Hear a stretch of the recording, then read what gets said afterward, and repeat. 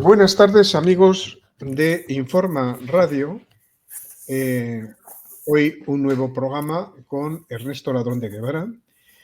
Y también esta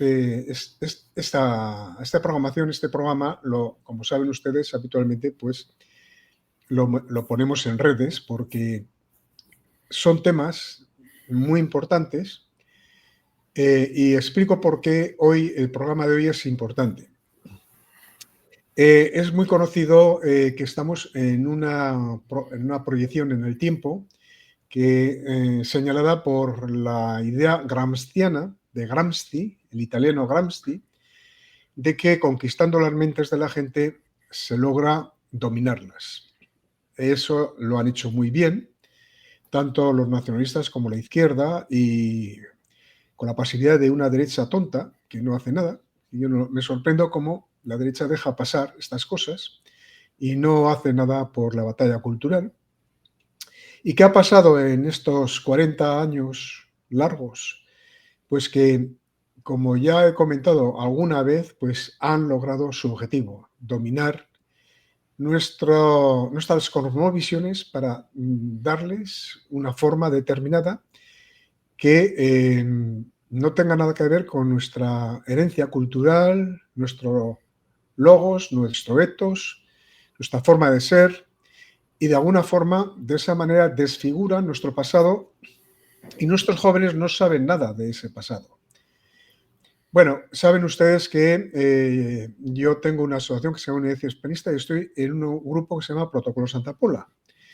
En ese grupo pues hay mucha gente que está, bueno, casi 50 asociaciones que están luchando por reconstruir lo que hemos perdido.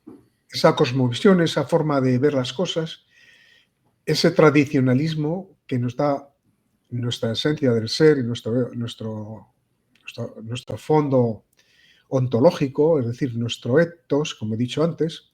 Y eso es lo que hoy vamos a hablar, precisamente, de ese tema de reconstrucción. La persona que tengo aquí conmigo se llama David, como lo ven los que lo vean en vídeo, David Fernández Valdés. Es español, como yo, y él defiende, como muchos otros de nosotros, defiende esa recuperación antropológica, ese legado moral, antropológico, cultural y religioso incluso, también, claro. Todo forma parte de un único cuerpo y ese destino común de los españoles que nos lo quieren romper y fraccionar y fragmentar y dividir y balcanizar con estas lenguas en las que nos castigan a los niños hoy en la inmersión lingüística, intentando que los niños no hablen español, por ejemplo, pero también deconstruyendo, es decir, lo contrario de construir, destruir, esa historia, esa filosofía, esa literatura que marcan los tiempos, ese siglo de oro, Isabel la Católica, Fernando, lo que fue la hispanidad, lo que fue la colonización civilizatoria, generadora en América, etcétera, etcétera. Bueno, pero vamos al grano, que me estoy enrollando, como siempre en las introducciones. Buenas tardes, David, y bienvenido a este programa. Buenas tardes, Ernesto, y muchísimas gracias por la invitación y la posibilidad de participar aquí en tu programa y también llegar a tus seguidores que sé que no están solo por España, sino por otras partes de la hispanidad. Muchas gracias. Sí, el libro que tú acabas de escribir es, a ver si me acuerdo, que yo soy un despistado, lo leo, porque me da mucha rabia olvidarme de las cosas. A ver, manual de guerrilla cultural, pero antes está la batalla contra la leyenda negra, ¿no? Correcto. Es decir, ese es tu título y subtítulo. Pero no es exactamente la batalla. Di, por favor, el título exacto del libro. Jaque mate, la leyenda negra, manual de guerrilla cultural. Es decir, primero incido en el objetivo, digamos, específico, que es dar jaque a leyenda negra, y después y después el subtítulo es más genérico, es decir, un manual de guerrilla cultural para poder derrotar a la leyenda negra. Entonces, Exacto, exacto. Jaque mate a la leyenda negra. Bueno, la leyenda negra, ¿qué es exactamente? Bueno, evidentemente tú y yo sabemos lo que es, pero mucha gente todavía no se ha enterado de lo que han hecho durante siglos, por lo menos estos 2 últimos siglos, pues los enemigos de España, que querían quitar del medio el imperio y sustituirlo por otros imperios depredadores, y también poner una fama atroz a los españoles como si hubiéramos hecho un verdadero genocidio en América. Bueno, si estoy diciéndolo yo.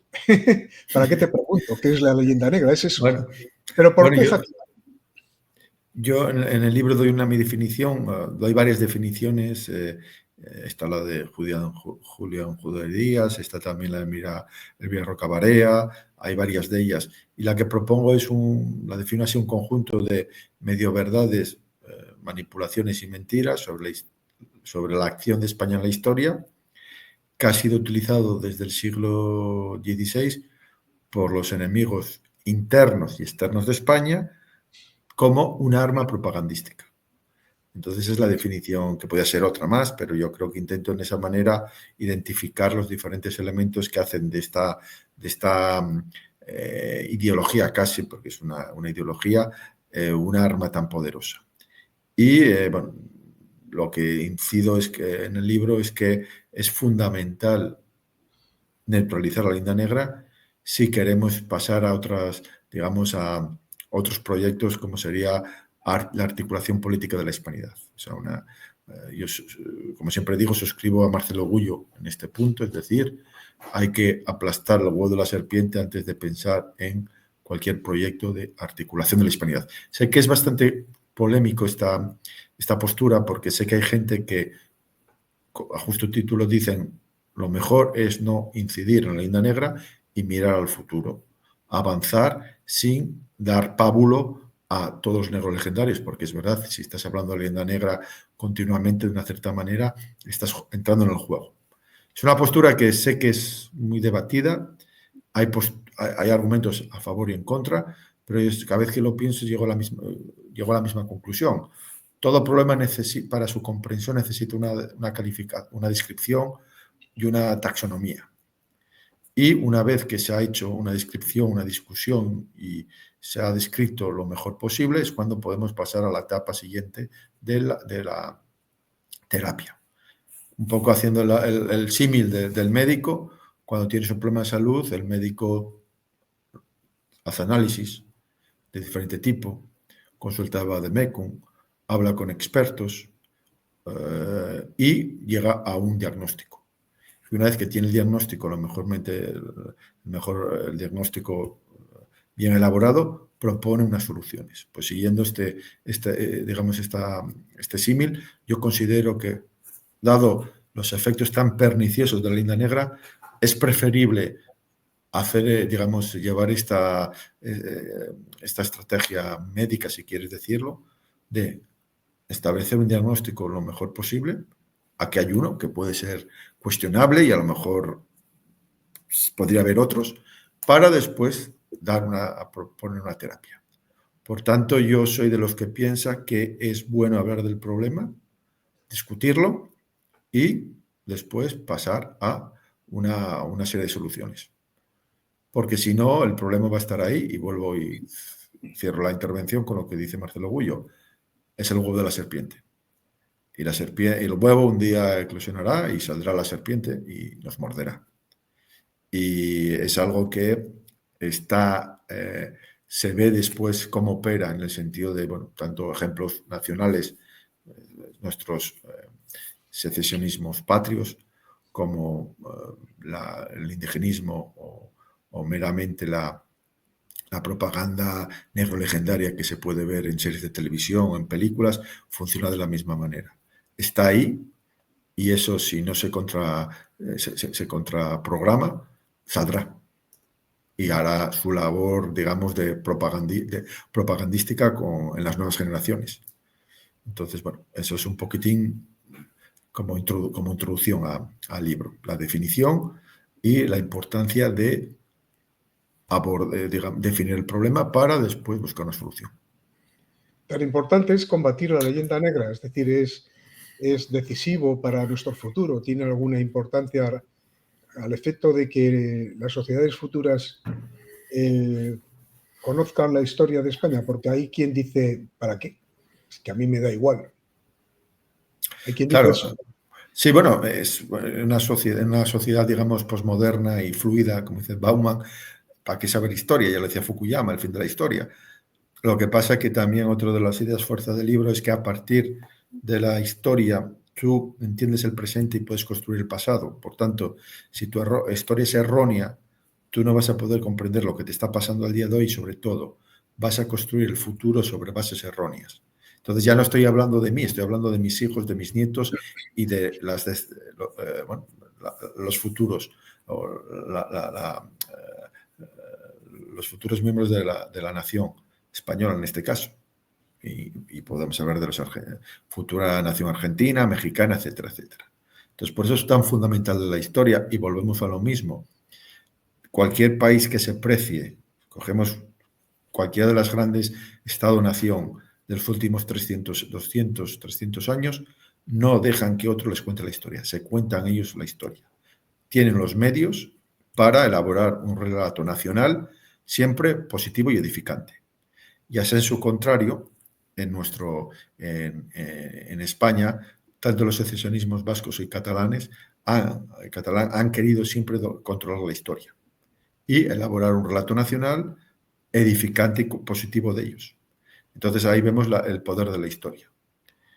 Yo creo que es más importante controlar, o sea, tener profesores de historia que cuenten una historia verdadera y de España para esta batalla, que incluso controlar medios de comunicación, porque al fin y al cabo los profesores de historia tienen un papel fundamental en este proceso. Y bueno, en el libro hago varias propuestas de cómo, digamos, trabajar en este área de la historia y cómo, digamos, considerar a los profesores de historia como verdaderos puntales de este proceso de, digámoslo así, de reconstrucción civilizatoria.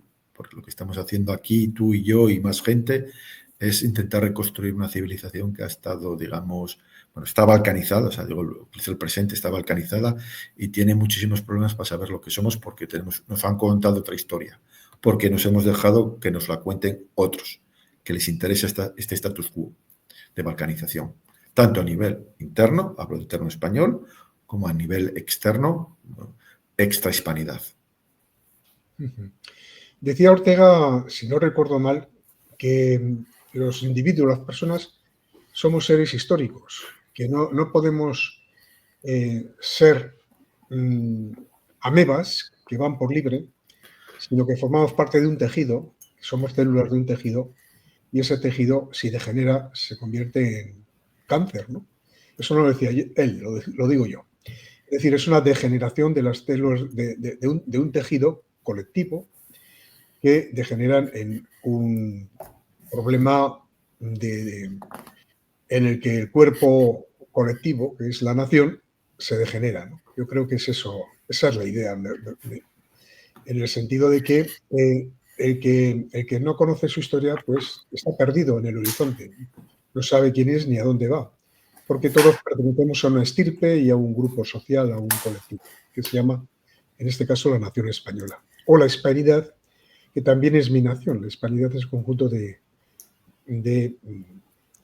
entes derivados de la conquista y, bueno, más o menos esa sería la idea, es decir, lograr reconstruir eso. Y un paso, una condición necesaria es neutralizar la leyenda negra. Sí, sí. Porque estaría abocado al fracaso y bueno, la prueba es cada año tenemos unas declaraciones de presidentes hispanoamericanos haciendo hincapié en un pasado negro legendario. Si no es Castillo en Perú, Petro en Colombia, López Obrador en México, su sucesora. Entonces, bueno, es algo que está ahí. Y, bueno, ¿Por qué esa obsesión? ¿Por qué esa obsesión por estos personajes por renunciar a sus raíces? bueno, Tiene claro que ver a una trama, porque claro, son demasiadas voces, ¿no? bueno, Están, yo en el libro, si me permites, Ernesto, lo que digo es que las repúblicas hispanoamericanas están basadas en la leyenda negra, es decir, la única razón de su existencia es que había que romper la monarquía hispánica, había que cortar cualquier lazo con España porque éramos la síntesis de lo más aborrecible de la naturaleza humana. Por tanto, si no renuevas ese discurso, bueno, pues no tiene sentido de haber hecho un proceso de secesión con los costes enormes que han tenido, que la prueba están ahí. 200 años después seguimos igual. Siguen estados desde México hasta Argentina. Ahora parece, no sé si esto va a cambiar, no lo sé, yo no tengo la bola de cristal, pero hay una inercia histórica de 200 años, con excepciones puntuales, de postergación económica, política y social. Entonces, la única razón para que esos estados-nación existan es que España es la síntesis de lo peor. Y además de esto está la cuestión, digamos, esto era la cuestión ontológica, después está la cuestión práctica. Las oligarquías locales de esos países les interesa el status quo. sí, Entonces, por eso se repite continuamente ese discurso cada X tiempo. ¿Por qué? Porque es la justificación de la postergación política, económica y social. Que eso, se ve claramente cuando los escuchas hablar. La razón por la que países bendecidos con recursos naturales de todo tipo tienen poblaciones sumidas en la mayor de las miserias materiales y morales no es debido a la gestión nefasta de sus oligarquías locales, la corrupción, la subordinación intelectual y política a terceros países. No, no, es la historia. Y volvemos al punto anterior, la importancia de la historia. Y por tanto, la única razón de justificar esa postergación es que la culpa es el pasado, y el pasado tú no puedes volver al pasado. Entonces, eso en una especie de determinismo histórico va a explicar cómo dentro de 2650, en teoría esos países seguirán igual, porque su pasado es hispano. Y esto nos viene también en colación las declaraciones del Premio Nobel de Economía, que dijo que la razón de la postergación política y económica de estos países se debe al colonialismo. Volvemos a lo mismo, cómo se utiliza la historia tanto como arma propagandística para defender los intereses de las oligarquías locales y de terceras potencias. En el subtítulo hablas de, el subtítulo es Manual de Guerrilla Cultural. Manual de guerrilla tiene un sentido un tanto combativo, ¿no? Sí. De organización activa, casi provocativa, ¿eh? No tiene ese significado. Bueno, la idea es animar a la gente, a tantos millones de personas. Yo creo que gracias a las redes sociales, digamos, este proceso de concienciación se va extendiendo a asumir su responsabilidad en la medida de sus circunstancias y pasar a la acción. Y es decir, obviamente nosotros no tenemos ni la educación, ni los medios de comunicación, ni los medios de entretenimiento tienen las instituciones. Somos ciudadanos de pie, pero podemos generar una dinámica de abajo arriba en el que, como en la guerrilla, aprovechando tu conocimiento del medio, puedes plantear la batalla. Y entonces, por eso hago hincapié en la importancia de tus circunstancias personales, en tu trabajo, con tus amigos, con tu familia, en el medio asociativo, etcétera, etcétera. Puedes llevar pequeñas acciones de manera que se crea una dinámica y se vayan ganando espacios en las 5 áreas que identifico en el libro, que son educación, medios de comunicación, medios de entretenimiento, arte. La cuarta, las instituciones políticas y administrativas, y la quinta, la sociedad civil. Y es ahí donde en pequeñas acciones, uno solo o un grupo puede ir ganando espacios, generando una dinámica y que conviertan esas áreas que son al día de hoy plataformas negro-legendarias. Podemos coger, bueno, pues ejemplo de varias comunidades autónomas en España, como la educación, las televisiones, el mundo de la cultura, las instituciones y la sociedad civil son plataformas negrolegendarias. Bueno, pues la idea es a partir de ciertas áreas de la sociedad que son clave para su funcionamiento, porque son donde se crea la conciencia, lo que está bien, lo que está mal, es decir, educación, medios de comunicación, medios de entretenimiento, instituciones políticas, administrativas y sociedad. Lo que propongo es que cada uno de nosotros vaya en esas áreas, lleve de la batalla a la leyenda negra. Es decir, en función de tus circunstancias personales y de tu conocimiento del medio, seas capaz de poco a poco llevar a cabo pequeñas acciones en tu día a día, de manera que neutralices la leyenda negra, individualmente o colectivamente. Entonces, la idea detrás es de guerrilla, es decir, tú no dominas esas áreas, tú no eres hegemónico en esas áreas, pero aprovechándote del medio, de tu conocimiento del medio, puedes poco a poco ganar espacios. Y en un proceso largo, porque obviamente esto no se hace de la noche a la mañana, convertir esas plataformas que son difusoras de la leyenda negra en plataformas contra la leyenda negra. Y entonces es fundamental no solamente tu día a día, saber en qué momento, en qué lugar hay que dar el paso, sino también trabajar con otras personas que piensen como tú. Y eso va desde, no solamente hablo del lugar de trabajo, el club de deporte, la asociación cultural, en un viaje, puedes perfectamente hacer un comentario, comprar un libro, invitar a algún compañero, a un amigo, a un familiar a ver una película, de manera que cada uno sepa cuál es el mejor momento para dar ese paso. Y eso poco a poco generaría una dinámica, porque más gente se animaría. También eso supone también formarte, es decir, dar testimonio de lo que sabes con argumentos. Haber leído, haber escuchado, formarte. Y eso yo creo que hay mucho ganado, porque muchos de los argumentos negrolegendarios no se sostienen y mucha gente habla de oídas, habla lo que le han dicho. Me recuerda, hace unos meses hubo en un programa de televisión española, Radio Televisión Española, pero un programa de televisión de factura española, en el que hicieron una pregunta de Hernán Cortés y saltó una periodista muy famosa española diciendo que era un asesino. Y después un antiguo ministro de Asuntos Exteriores la corrigió. Y obviamente ella, no sé si lo hizo, saltó con esos comentarios porque era parte del guión o era lo que pensaba, pero bueno, quedó claramente como una persona sin criterio y sin formación. Entonces, ese tipo de comentarios, obviamente educados, fundamentados, respetando a la persona, ¿no? Poco a poco genera una dinámica. Y eso permitirá, digamos, dar el cambio. Y digo guerrilla porque lo que quiero es formar con el libro, que lo pueden encontrar en Amazon, versión electrónica, versión papel, tapa dura, versión papel, tapa blanda, un movimiento de guerrilleros culturales. Porque, como dije al principio, no tenemos ni las instituciones, ni tenemos no somos hegemónicos en la educación, ni en los medios de comunicación, pero podemos, yo creo, en función de nuestro trabajo, de nuestras circunstancias, que va desde el conductor de autobús hasta un alto ejecutivo de la multinacional, en función de sus circunstancias, cambiar las cosas. Y un ejemplo claro es un taxista.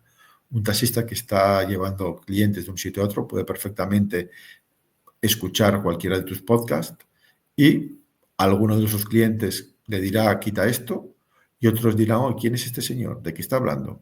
Y ya, bueno, poco a poco vas, digamos, extendiéndote como una mancha de aceite. Entonces yo creo que es el objetivo, crear una guerrilla cultural a largo plazo en estas 5 áreas, que son fundamentales en toda sociedad. Muy bien. ¿Crees posible, a través de la movilización ciudadana, revertir la situación a su estado original? Es decir, que no, como si no hubieran pasado estos 200 últimos años. O similar, claro. ¿Es posible llegar a un momento en el que hay una masa crítica convencida de lo que somos, de dónde venimos y la importancia de lo que hicimos en el tiempo, en el siglo XVI y XVII y XVIII, y que podamos contrarrestar lo que devino de la Ilustración francesa, de Rousseau, de Voltaire, que invadió nuestras conciencias desde esa época y nos revolvió todo el panorama. Nos han hecho aquí una ensalada indigerible. ¿Es posible? Yo creo que sí, porque primero no necesitas una gran mayoría de personas, necesitas una minoría activa, como se ha demostrado a lo largo de la historia. Y segundo, hay ejemplos en los últimos 50 años de la historia de España en el que hábitos y costumbres muy arraigadas han cambiado. Se ha dado la vuelta a la tortilla. El ejemplo claro es fumar. Fumar hace 50 años era una práctica muy común. Se veía en la tele, salían fumando en los programas de televisión, en las películas. Incluso ibas a la consulta del médico y estaba fumando. Y en 30 años se ha cambiado completamente. O meramente coger el coche después de haber bebido un par de copas. Era algo muy habitual hace unos años, hace 20 años. Sí, No, sí. 30. Digamos, hace 30 años era muy normal. Y gracias a Dios ese hábito se ha cambiado. Entonces, si eso se puede hacer, ¿por qué no se puede hacer, la neutralización de la leyenda negra? Hombre, la diferencia es que nosotros venimos desde muy abajo y obviamente hay muy interés en que esto perdure. Pero yo creo que de una manera constante, unido también el factor biológico, mucha de esta gente estos negros legendarios que han estado operando en España en los últimos 50 años con total impunidad, bueno, se están enfrentando al hecho biológico. Es decir, serán gente, muchos de ellos fallecerán, muchos de ellos no se reproducen, es decir, utilizan esas 5 áreas un poco para repetir y perpetuar en el tiempo la visión negrolegendaria, pero se puede romper esa cadena en el tiempo y por tanto ser nosotros los que nos convertamos en hegemónicos y podamos, una vez llegados al poder, a estas 5 áreas, dar el paso al gobierno y utilizar, obviamente, los recursos, los mecanismos del gobierno para llevar a cabo planes, proyectos y programas que, de facto, desnegrolegendaricen España, o en caso de España, pero mutandis, podemos hablar de otros países de Hispanoamérica. Sin embargo, es un proceso muy largo, de generaciones, que hay que aprender, de nuestros enemigos, la constancia y la paciencia. Entonces, ejemplos hay, podemos, por ejemplo, referirnos al plan Mylan y después la famosa propuesta para humillar España, que es de principios del siglo XVIII. El plan Mylan del siglo XVIII, mira, los resultados están ahí. Entonces, bueno, hay que observar alrededor nuestro y ver cómo los adversarios operan y copiar de ellos lo mejor. También podemos referirnos a los secesionismos, a nuestros secesionismos patrios. De generación en generación ha estado trabajando en el mismo sentido y los resultados están ahí.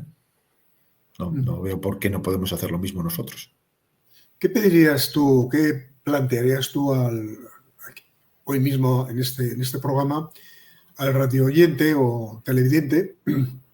¿Qué plantearías tú para que hagan de su parte algo en esta dirección? Bueno, pues lo que propondría es primero que se formen leyendo, obviamente, escuchando podcasts, escuchando vídeos, yendo a conferencias, que se organicen, porque obviamente en el grupo está la fuerza. Eso no quita que individualmente se puedan hacer cosas, pero mi experiencia confirma que 3 personas organizadas, determinadas, pueden hacer muchísimas cosas. Y que actuar. Es decir, caminante no hay camino, se hace camino al andar. Obviamente al principio las cosas no saldrán, no tendrá repercusión, pensarán que estás loco, pero en la constancia y se van a conseguir cosas. Entonces, eso, 3 ideas. Fórmate, organízate y actúa. Y ahí es donde yo creo que también vas a inspirar a más gente. Y vuelvo a lo mismo, no necesitamos tener el apoyo de todo el mundo. Con un grupo reducido se pueden hacer muchísimas cosas. Y la historia, repito, hay ejemplos, muchísimos ejemplos de grupos pequeños, determinados, organizados, capaces, o sea, gente con talento, que han conseguido llegar muy lejos. Sí. En este sentido, ¿por qué tu libro? Es decir, ¿por qué? ¿Cómo preguntaríamos a la gente si está dispuesto a comprar este libro? ¿Qué razones les darías tú para que lo compren? Bueno, este libro está escrito para un público que es consciente de los efectos perniciosos de la leyenda negra. Entonces, hay gente que quiere hacer algo, quiere dar la batalla en medida de sus posibilidades. El diagnóstico está claro, pero faltaba la terapia. Es decir, yo he leído muchos libros muy buenos sobre qué es la leyenda negra, quién la promociona, por qué se difunde, desde dónde, pero yo creo que faltaba algo, un libro o un manual que ayudara a llevar a cabo un plan para luchar contra la leyenda negra.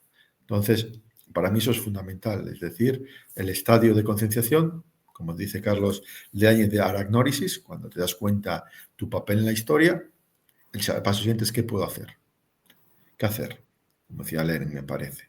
Entonces eso es lo que propongo, que muchas personas que han seguido un poco mi evolución personal, yo he nacido en el año 74 en España, he nacido en una España en la que ya desde pequeño todo lo relativo a la historia de España era algo negativo, estaba acostumbrado a ir por mi ciudad y ver en los edificios oficiales la bandera de España cochambrosa, era algo que estaba en el ambiente, bueno, razones siempre se puede justificar, era una época, digamos, que salíamos de una dictadura, entramos en una democracia, era un momento de guerra fría en el que había una polarización no solamente fuera de España, sino también en España ya los secesionismos patrios ya estaban pegando con mucha fuerza, bueno, en los años de plomo en España, y obviamente todo lo relativo a la historia de España era negativo, no solamente con un sistema educativo, digamos, en el que siempre se presentaba la acción de España en la historia desde un prisma negativo, también medios de comunicación, bueno,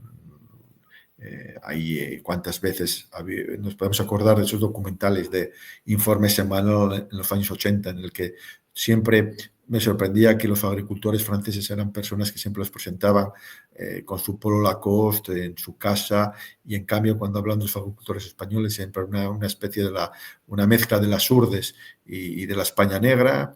Bueno, siempre hago respecto a los medios los medios de entretenimiento, siempre hago referencia a esta serie de televisión, Érase una vez el hombre, de producción francesa a finales de los años 70, en el que hay un capítulo específico sobre el siglo de oro español, que es un compendio de estereotipos negrolegendarios. Entonces, bueno, un niño educado en esas circunstancias, lo lógico es que fuera negro legendario, es decir, me tocó la mala suerte de vivir un país donde el futuro, donde España, mi país era el problema y donde Europa era la solución. O sea, había digamos, un espectro de negro legendarios desde países, personas que consideraban que España era una anomalía, un error, un horror, a personas que decían que había posibilidad de redención. Si cambiamos completamente, si intentábamos ser buenos franceses, buenos ingleses, que eso se ve claramente en los últimos 50 años, los dos grandes partidos de izquierda y de derecha, o centro-izquierda, centro-derecha, unos eran francófilos y otros eran anglófilos. Unos aspiraban a ser una especie de República Francesa 2.0 y otros aspiraban a ser o bien un estado de los Estados Unidos, un Wisconsin, o bien asemejarnos a la Inglaterra o la Gran Bretaña de Thatcher. Entonces, estoy hablando de años 80, 90, obviamente partidos políticos que utilizaban las instituciones como plataforma para ir disolviendo pasito a pasito La Nación, la famosa frase de hoy paciencia, mañana independencia.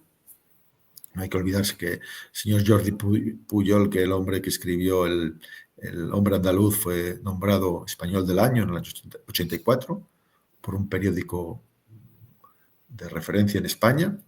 Entonces, bueno, yo viví en ese ambiente. Viví también la crisis financiera y después económica de España en 2009, 10, 11, en el que, bueno, digamos, el epítome de todo esto fue cómo nos definieron como los pigs, como los cerdos. Y la gente y nuestras élites no reaccionaban. En fin, hay gente, como digo en el libro, tenemos que aspirar a volar como águilas. Es una de las frases, una de las citas. Al principio digo, no vueles como un ave de corral cuando puedes subir como las águilas. Una frase de San José María Escrivá de Balaguer. Claramente este episodio de los pigs mostraba que había mucha gente que estaba encantada de picotear como un ave de corral en el gallinero. Entonces, son elementos de tu experiencia vital. Después, obviamente, el golpe de Estado contra la democracia en 2017 y lo que, digamos, me hizo un poco comprender que todos estos discursos negrolegendarios, hispanófobos, había una lógica detrás, la leyenda negra, al fin y al cabo, que no solamente en España, pero también en Hispanoamérica. Entonces es un poquitín lo que, para responder a tu pregunta, lo que me llevó. Ese momento de caída del caballo y decir, bueno, a esto hay una lógica detrás, un objetivo, se están logrando, pero bueno, yo tengo una responsabilidad ante mis hijos y ante mis compatriotas y voy a hacer la medida de mis posibilidades. Y como se dice coloquialmente, me tiré al monte. Virtualmente, con el ordenador, la cuenta Instagram, tengo una cuenta Instagram que se llama Jaque Mate Leyenda Negra, que estoy intentando crear una comunidad de guerrilleros culturales para dar la batalla, escribiendo el libro y animando a las personas, porque cuantos más seamos, más vamos a poder más lejos vamos a poder llegar. ¿Cómo se pueden poner las personas que estén contenteadas una vez leído el libro en relación contigo, en el sentido de buscar esa especie de malla de personas que estén dispuestas a hacer una labor proactiva y efectiva de cara a explicar la historia y explicar lo que fue el ataque al Imperio Español desde los nuevos imperios emergentes que lograron desplazar a España? ¿Cómo pueden ponerse en contacto contigo? Bueno, en el libro hay un correo electrónico, en la contraportada del libro hay un correo electrónico, jaquemate2024@proton.me, o sea, me, repito, jaquemate2024@proton.me, o también pueden perfectamente en Instagram, jaquemate Leyenda Negra. He abierto una cuenta donde la gente puede compartir material, etcétera, etcétera. Pero también una cosa que me doy cuenta es que en este proceso lo importante no es la persona, es lo que acabas de decir tú, la malla, la red de personas, que permite que si uno cae, el proceso sigue. Si por cualquier cosa te cierran el canal o a mí ya no me dejan vender libros, pero la bola de nieves ha empezado a rodar, eso es lo importante. Alguien recogerá el testigo. Alguien te abrirá un canal, y si no lo abrirá en España, lo abrirá en Andorra, o lo abrirá en México, o lo abrirá en los Estados Unidos, y seguirá emitiendo. Y otra persona abrirá un blog, o publicará un libro. Eso es lo fundamental. Trabajar en red de manera que si uno cae, el proceso sigue. Y no necesariamente no se necesita tampoco tener ni un líder ni una persona que dirija, sino lo importante, lo decía anteriormente, cada uno en sus circunstancias sabe lo mejor que puede hacer. Y eso es muy, muy difícil de parar. Porque mucha gente además no lo va a decir públicamente, va a actuar y no va a hablar. Y al final los hechos son más importantes y hablan más que las palabras. Y así el negro legendario de turno se dará un día cuenta que está rodeado sin darse cuenta. No sabe por qué, pero un día se va a dar cuenta. Entonces animo a la gente a elegir, en el libro hay 5 áreas, y en cada, que son educación, medios de comunicación, medios de entretenimiento, instituciones políticas y sociedad civil, y cada una de esas áreas propongo una serie de acciones. Entonces, lo que sugiero es que tus oyentes, al leer el libro, elijan un área y después de esa área una acción, se inspiren y se pongan a trabajar. Que a lo mejor pueden cambiarla, mejorarla o sirve de base para hacer algo completamente diferente. Pero yo creo que es el objetivo del libro es inspirar a la gente para que dé el paso y, en función de sus circunstancias, lleva la acción que mejor considera oportuna. En ese sentido, cada acción, en el libro, por cada una de las acciones, explico el qué, el por qué de la acción, cómo hay que llevarla a cabo, quién y dónde. Además, no solamente eso, presento un DAF, un análisis de debilidades, oportunidades, fortalezas y amenazas que permitirá a la persona conocer bien la acción y decir, oye, me identifico o no, es algo que está a mi alcance o no, o por circunstancias personales totalmente lejos de mi alcance. Y ejemplos para inspirarse. Pero bueno, si lo piensas fríamente, hay muchísimas cosas que se pueden hacer a pequeño nivel, con dinero, sin dinero. En todo caso, hay tiempo, necesitas poner tiempo de tu parte o dinero. Una de las dos cosas hay que poner. Hay que ponerlo encima de la mesa para poder avanzar. Entonces, el objetivo es pasar a la acción e ir mejorando el proceso. No es algo que se consiga de la noche a la mañana o se haga perfectamente, sino es un proceso que va poco a poco avanzando.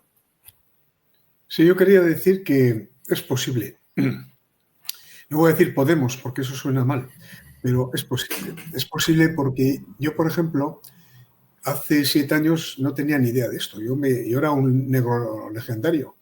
Empecé con Roca Barea y digo, ahí va. Esto no lo sabía yo. Yo también. Sí. Yo caí de libro, si me permites, lo digo en el libro. Yo leyendo ese libro fue lo que me permitió articular todo esto, comprender por qué esos documentales de informe semanal, por qué en el colegio sabíamos todas las derrotas, pero Trafalgar, la Armada Invencible, Carlos II, que era un rey inútil, o sea, todo el argumentario negro legendario, ¿por qué?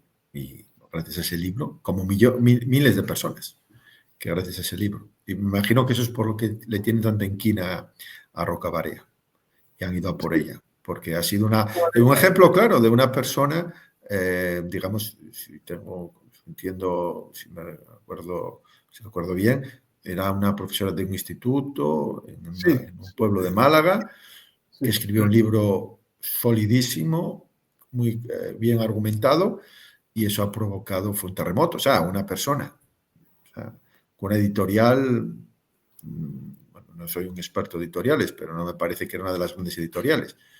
Un libro de casi 500 páginas, con una barbaridad de citas, un ensayo histórico, 150.000, me parece, libros vendidos. Sí, para mí fue una revelación.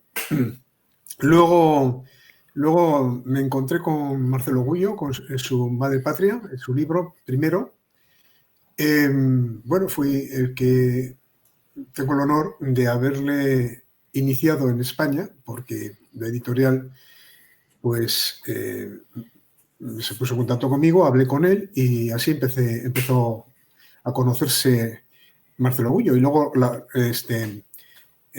Patricio Lons y tal. En fin, quiero decir que han aparecido muchos libros, me he encontrado con muchos libros valiosísimos. Tú has citado a Julián Juderías, ese libro es imprescindible, el de La leyenda negra de Julián Juderías. Yo recomiendo a todo el mundo. Este libro se escribió a principios del siglo XX. Correcto. Es decir, era un hombre de aquella época. Y sin embargo, qué ideas tan claras tenía sobre la hispanidad, de lo que, es decir, la mentira hilvanada desde los poderes externos para destruir a España como católica que es y destruir la hispanidad como imperio. Imperio que sería hoy un polo geopolítico fundamental en el mapa de imperios actuales, ¿no? Y podríamos pintar en el sentido metafórico, lógicamente, en este mundo en fin, que es una jungla, ¿no? Y podríamos crear, si supiéramos hacerlo, un escenario muy distinto al actual, desde la hispanidad, muy distinto al actual. Sí. Bajo el signo de la paz, bajo el signo de la no guerra y bajo el signo de la lealtad entre naciones, protegiéndolas y vinculándolas a su continuidad. Sí, pero yo otra de las ideas fuerza en el libro es que la línea negra, aparte de su elemento geopolítico, obviamente, que está por controlar, por ejemplo, las rutas comerciales o el acceso a los recursos naturales de América, de la América española, está el elemento teológico, que es fundamental, que yo creo que explica muchas de las cosas que nos hacen comprender por qué la línea negra pervive y viene con fuerza adaptada a las circunstancias. Ya hablaba, por ejemplo, de los PICs, cuando la crisis de 2010, cuando el golpe de Estado de Cataluña, o también cuando sale López Obrador. Hay un elemento teológico que hace que los países que han concebido el Occidente en los últimos 200 años, 300 años, son el triángulo de la modernidad. Es la Ilustración francesa, el idealismo alemán y, digamos, el empirismo inglés, con su utilitarismo. O sea, es Estado, filosofía y economía. Y en esos, si quieres, metemos también a los Estados Unidos. Entonces se habla del triángulo de la modernidad. París, Londres, Berlín. Y si ves en la historia de esos países, en la construcción del relato nacional, sobre todo a partir del siglo XIX, cuando apareció el Estado-Nación y se había que construir un relato nacional, el enemigo a batir en esos tres relatos siempre ha sido, de una manera explícita o implícita, España, la España católica y el catolicismo. Tenemos a Lutero en Alemania, tenemos a Kant y tenemos a Otto von Bismarck con la Kulturkampf. Que yo no sabía que uno de sus bestias negras era San Ignacio de Loyola. Que eso yo creo que ya es todo un programa. Sí. Tenemos al luterano alemán frente al santo caballero español, hispano, católico. Y ahí vemos el choque entre el protestantismo y el catolicismo. Inglaterra, después el Reino Unido, bueno, pues no solamente tenemos el acta de supremacía, Enrique VIII, la guerra de religión, la idea de su superioridad, del pueblo elegido, bueno, todo lo que lleva detrás esa concepción teológica. Pues tenemos Francia, que a pesar de que es un país de raíz católica, es la hija predilecta, no, la hija primogénita de la Iglesia Católica, no hay que olvidar la Ilustración y la Revolución Francesa, profundamente anticatólica. Sí. Y al final, en vez de tener una religión al estilo que todos conocemos, de una religión de Estado, no hay que olvidarse que en la Revolución Francesa, saquearon Notre Dame y en una iglesia en París pusieron a la diosa Razón, en vez de sí. Me parece, quitaron el altar y pusieron a la diosa Razón. Entonces vemos ahí el elemento teológico fundamental. Y sí, obviamente el elemento teológico explica que son religiones de Estado, anglicanismo en el Reino Unido, en Alemania el luteranismo, y en Francia tenemos la religión de Estado, ese laicismo republicano de la Revolución Francesa. Entonces, toda la maquinaria intelectual, académica, todos los recursos del Estado en el siglo XIX estaban para justificar ese discurso. Y la antítesis era España. Y después, encima, tenemos los Estados Unidos, con la llegada de los peregrinos, que marcharon de la Inglaterra del siglo XVII porque era demasiado católica, la iglesia anglicana no era católica, y ellos querían fundar la Nueva Jerusalén. En la Tierra Prometida se hicieron una lectura neotestamentaria de su realidad, es decir, el nuevo pueblo de Israel, por tanto, todos los que estaban contra ellos eran los filisteos y, por tanto, era lógico acabar con ellos en una lucha teológica, y los Estados Unidos se ha configurado con esa visión. Y entonces, obviamente, ahí entra, vuelvo a lo mismo, la Constitución de los Estados Unidos. Eso no lo digo yo, lo dice El árbol del odio, de Powell, de un profesor de Estados Unidos, que si quieres voy a por el libro para mostrarlo, porque yo creo que sería algo interesante, Ernesto. Esto lo cortas después y lo ponemos. Sí, sí.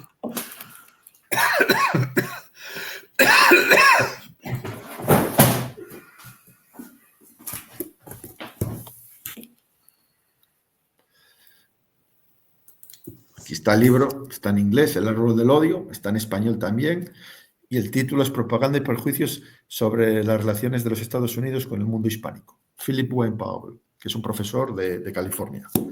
Un libro de cabecera. No lo conocía hasta ahora. Buenísimo. Lo cito, lo conocí porque leyendo a Alberto Cabarian Imperofobia lo citaba. Ajá. Y lo compré en Amazon, lo hay en español. Esta es la versión inglesa, original, pero lo hay en español, El árbol del odio, y explica cómo la Constitución de los Estados Unidos, elemento, volvemos a lo mismo, anti-español, anti-hispano y anticatólico, es fundamental. ¿Está cambiando? Dios lo dirá, parece que sí.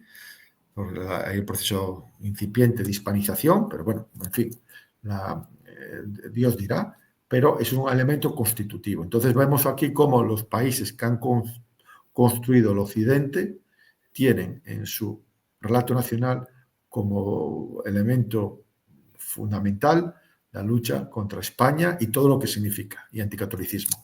Y como consecuencia de eso, Hollywood, la gran maquinaria de propaganda de Estados Unidos, tiene ese elemento negro legendario, que no solamente no solamente es explícito, sino también implícito. O sea, no hay que ir muy lejos para comprender por qué esa imagen tan negativa de lo hispano en las películas y series de televisión. Es decir, como siempre digo, el bandido mexicano tiene su nueva versión con el narco colombiano, mexicano, en fin, es una visión siempre nefasta, fanática, violenta, sanguinaria de lo hispano. Aunque esté cambiando, pero yo no sé cuántas series hay de televisión que hablen de digamos, las experiencias de superación, los procesos de superación de millones de hispanos que sus abuelos cruzaron la frontera de ilegales, trabajando, su hijo consiguió empezar a trabajar en un supermercado y el nieto consiguió ir a la universidad. Esas historias de superación que existen, porque se ve la cantidad de hispanos en puestos, digamos, de responsabilidad, y que siempre cuentan cómo su abuelo o su padre llegó con lo opuesto a los Estados Unidos. Eso no, que yo sepa, no hay muchas series de televisión que muestran esas historias edificantes. En cambio, series de narcos, y lo interesante, protagonizados por hispanos, son muy populares. Entonces, algo que, bueno, digamos, enlaza con esa necesidad de justificar esa visión negrolegendaria de lo español, lo hispano y por ende de lo católico. Bueno, se nos estamos quedando ya sin tiempo. Ha sido muy interesante el programa. Gracias por haber venido a este programa. Repetiremos, espero. Por supuesto. Y repetiremos profundizando más en esto, porque yo creo que es muy importante. De hecho, yo sin decirlo hasta ahora, yo soy un guerrillero. Yo no estaría haciendo estos programas de Informa Radio si no creyera en eso de la guerrilla cultural. Yo soy un guerrillero cultural antes de que tú escribieras el libro. Con esto, lo que hacemos a los oyentes es invitarles a que ellos se sumen. Sí. Es un libro importante por eso. Sí, señor. Sí, es inspirar a la gente a dar el paso, a articular de una cierta manera. Y repito, lo pueden encontrar en Amazon, versión electrónica, versión papel, tapa dura, tapa blanda. He intentado poner el precio más bajo posible porque mi objetivo es la venta del libro, que cualquier persona que le interese lo pueda comprar y no significa un desembolso muy importante. Estoy hablando, a lo mejor la versión electrónica son 7-8 euros y la versión papel pueden ser 12 euros. Y también en el Rincón del Pensar en España hay una librería que también la gente que no utiliza Amazon la pueden pedir a esta librería. El Rincón del Pensar está en Badajoz. Y también invito a la gente a unirse a Instagram, donde estamos formando una comunidad de guerrilleros y bueno, como dije antes, no hay camino, se hace el camino al andar y yo creo que es lo importante, dar el paso, avanzar y seguir. Pues adelante, seguiremos. Muy bien.